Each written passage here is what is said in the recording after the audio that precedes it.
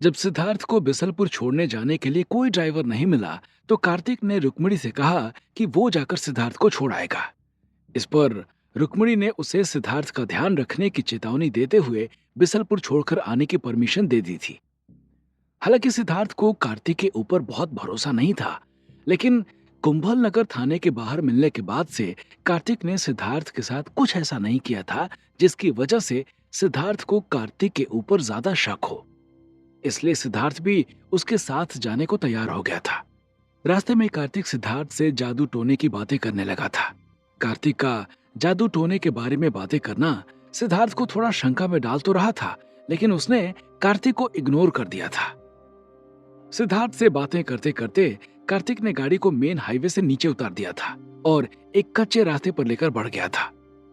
कार्तिक को गाड़ी किसी दूसरी तरफ ले जाता देखकर सिद्धार्थ को थोड़ा सा शक हो गया था। वो समझ गया कि कार्तिक उसके साथ कोई खेल करने जा रहा है। कहां ले जा रहे हो कार्तिक? गाड़ी रोको, सिद्धार्थ ने उसे हड़काते हुए कहा। अरे आराम से बैठो यार सिद्धार्थ, ये एक शॉर्टकट है, हम इससे जल्दी बिसलपुर पहुंच जाएंगे, कार्तिक ने बहुत ही आराम से सिद्धार्थ को जवाब देते हुए कहा। उसके चेहरे पर तनाव या चिंता की कोई लकीर दिखाई ही नहीं पड़ रही थी। मेन हाईवे से चलो कार्तिक, कच्चा रास्ता लेने की जरूरत नहीं है, सिद्धार्थ ने कार्तिक की ओर देखते हुए कहा। वो जान चुका था कि कार्तिक उसे किसी कच्चे रास्ते पर नहीं बल्कि कहीं और ही लेकर जा रहा है। अरे भाई आराम से बैठना, इतना क्यों चिल्ला रहा है? किडनैप थोड़े करके ले जा रहा हूं, मेरा थोड़ा सा काम है, निपटा लूं फिर चलता हूं, कार्तिक ने एकदम से बात बदलते हुए कहा। कार्तिक के बात बदलने से सिद्धार्थ का शक उसके ऊपर और ज्यादा मजबूत हो गया था। तो तुम मुझे जबरदस्ती किडनैप करके ले जा रहे हो? शायद तुम्हें नहीं मालूम कि मैं वो पहले वाला सिद्धार्थ नहीं रहा जो तुमसे डरता था। अगर कोई भी बदतमीजी करने की कोशिश की तो। इससे पहले कि सिद्धार्थ अपनी बात पूरी करता कि उसको अपने पेट पर किसी चीज के छूने का एहसास हुआ, और जब उसने नीचे देखा तो उसके होश फाख्ता हो गए थे। वहां पर कार्तिक ने एक तीर जैसा कुछ उसके पेट पर लगाया हुआ था, जिसका आगे का पार्ट भीगा हुआ नजर आ रहा था। उस तीर को देखने के बाद, इससे पहले कि सिद्धार्थ कोई एक्शन लेता, कि कार्तिक ने उसके पेट में वो तीर घुसा दिया और सिद्धार्थ दर्द के मारे चीख उठा था। मैं तुम्हें जिंदा नहीं छोड़ूंगा साले। इससे पहले कि सिद्धार्थ अपनी बात पूरी कर पाता, उसकी आंखों के सामने अंधेरा छाने लगा था और उसे बेहोशी जैसा महसूस होने लगा था। क्या किया तुमने मेरे साथ? सिद्धार्थ ने लड़खड़ाती आवाज में कार्तिक से सवाल किया और फिर सीट के ऊपर लुढ़क कर बेहोश हो गया। सिद्धार्थ के बेहोश होने के बाद कार्तिक ने गाड़ी की रफ्तार बढ़ा दी थी और गाड़ी धूल उड़ाते हुए उसी कच्ची रास्ते पर बढ़ गई थी। इधर कार्तिक सिद्धार्थ को किडनैप करके एक अनजान जगह पर लेकर जा रहा था। उसका सिद्धार्थ के प्रति क्या इरादा था और उसने सिद्धार्थ को किसके कहने पर किडनैप किया था, उसका खुलासा होना बाकी था। और दूसरी तरफ रिया माथुर अपने दादा को लेकर दिल्ली बॉर्डर को क्रॉस कर चुकी थी और उनकी गाड़ी एक सुनसान हाईवे के ऊपर दौड़ रही थी।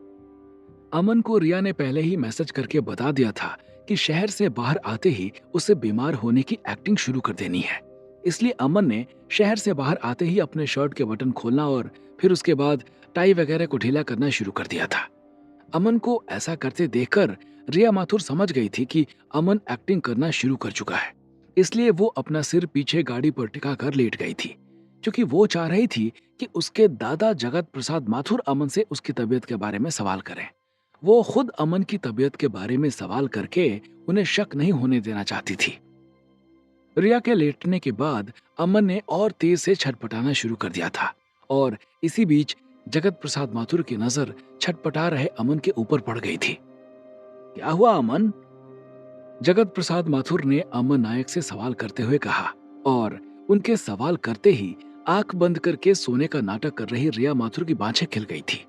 बेचैनी जैसी महसूस हो रही है, अमन ने जवाब दिया और उसकी आवाज थोड़ा भारी लग रही थी।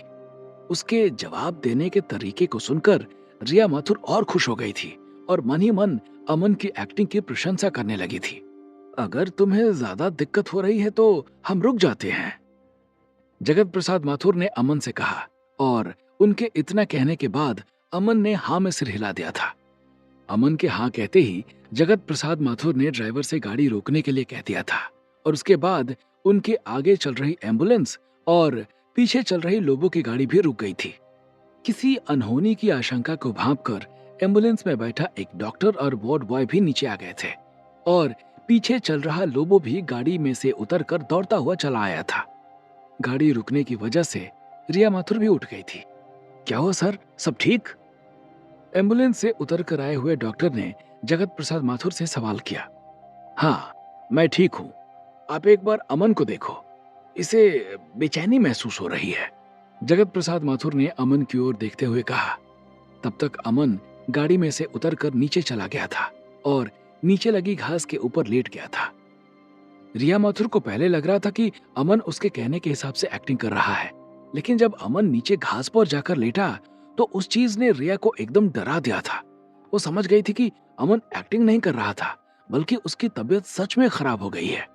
अमन की बिगड़ी हुई हालत देखकर रिया माथुर और जगत प्रसाद माथुर भी नीचे आ गए थे।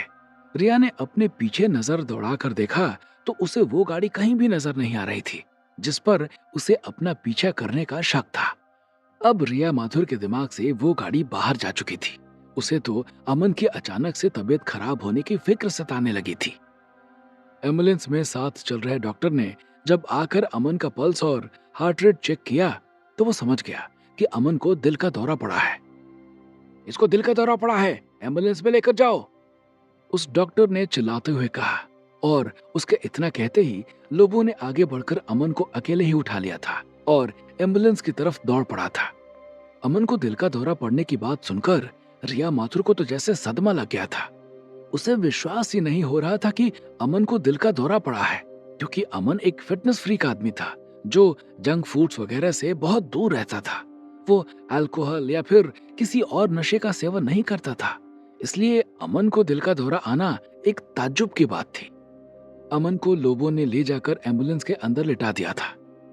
रिया माथुर एकदम से परेशान चेहरे के साथ इधर उधर घूम रही थी और वहां पर हरकतें होती देखकर गाड़ियां रुकने लगी थी, जिसकी वजह से थोड़ा ट्रैफिक जाम भी होने लगा था, जिससे वहां पर एक घूम रही पुलिस की पीसीआर वैन भी आकर रुक गई थी।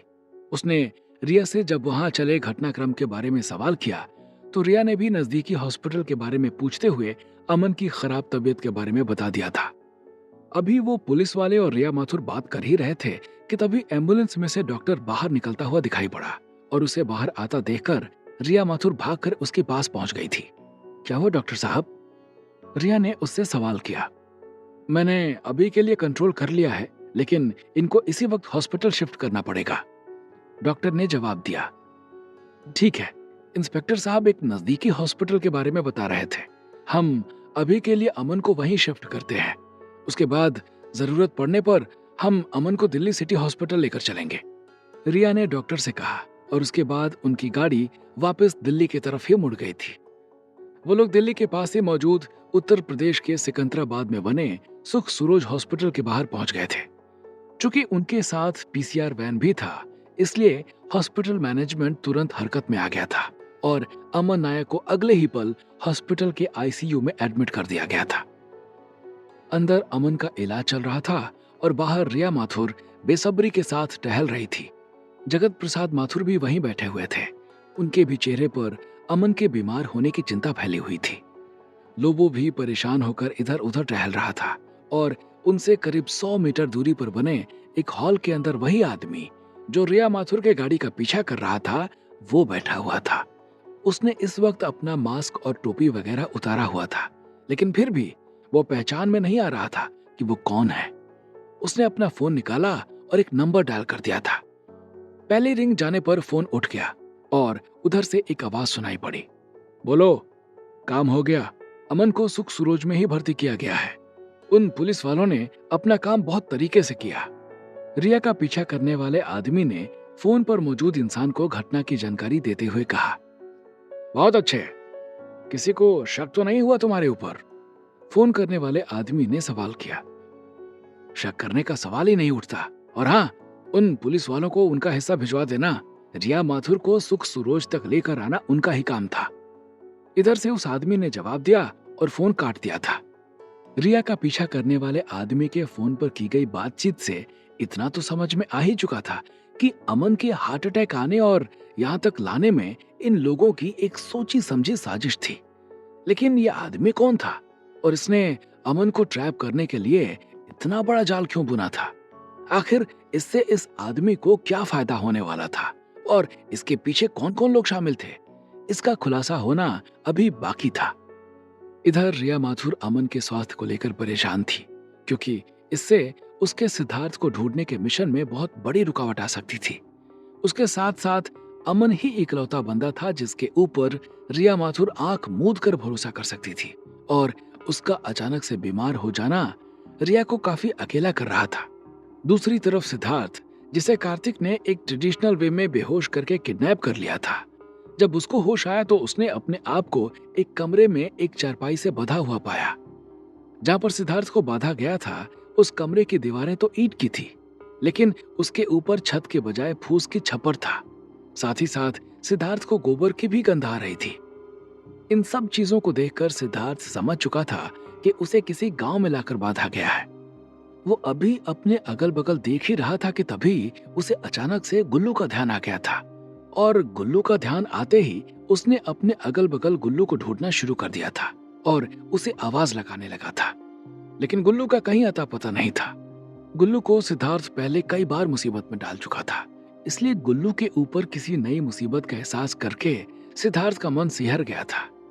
आखिर कहाँ लाकर बांधा है कार्तिक ने सिद्धार्थ को, और क्या है उसका सिद्धार्थ को किडनैप करने का उद्देश्य, और कौन है वो लोग जो पड़े हुए हैं रिया माथुर के पीछे? क्या वो भी ढूंढ रहे हैं सिद्धार्थ को? अगर हाँ तो क्यों? क्या होंगे इन सभी सवालों के जवाब? हमें कमेंट करके जरूर बताएं, और आगे की कहानी जानने के लिए सुनते रहिए भूमिपुत्र, सिर्फ पॉकेट एफएम पर।